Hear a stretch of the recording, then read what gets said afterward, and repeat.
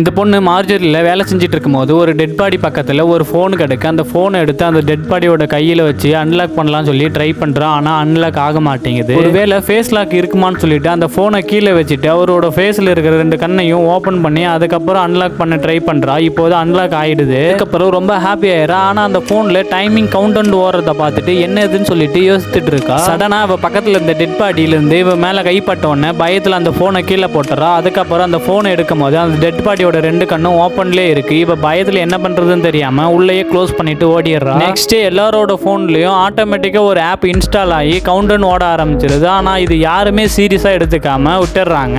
Car எடுக்கும் போது இவளுடைய போன்ல டைம் பாக்குறா. அதுல கவுண்டிங் ஓரத்தை பார்த்துட்டு என்னதுன்னு சொல்லி யோசிச்சுட்டே இருக்கும்போது முன்னாடி பாக்குறா அங்க ஒரு பிளாக் கலர்ல ஏதோ உருவம் தெரியுது. சடனா அவ பின்னாடி இருந்து ஏதோ ஒரு உருவம் இவளுடைய கழுத்தை நெரிக்குது. இப்படியே ஒரு வழியா அந்த கார் டோரை திறந்து கீழே வந்து விழுந்துடுறா. அதுக்கப்புறம் பயத்துல என்ன பண்றதுன்னு தெரியாம முழிச்சிட்டு இருக்கா. ஒருத்தன் ஹாஸ்பிட்டல் இருக்கும்போது என்ன டைம் ஆச்சுன்னு சொல்லிட்டு போனை பார்க்கும் அதுல ரொம்ப கம்மியா இன்னும் 3 மினிட்ஸ் தான் இருக்குன்னு சொல்லிட்டு கவுண்டிங் ஓரத்தை பார்த்துட்டு என்ன எதுன்னு சொல்லிட்டு இவனும் யோசிச்சுட்டு இருப்பான். திடீர்னு பார்த்தா இவனுடைய பின்னாடி ஒரு பிளாக் கலர்ல ஒரு உருவம் நின்றுட்டு இருக்கான். அதுக்கப்புறம் அது இவனை அட்டாக் பண்ணி இவனும் அந்த இடத்துல இறந்தும் போயிடுவான்.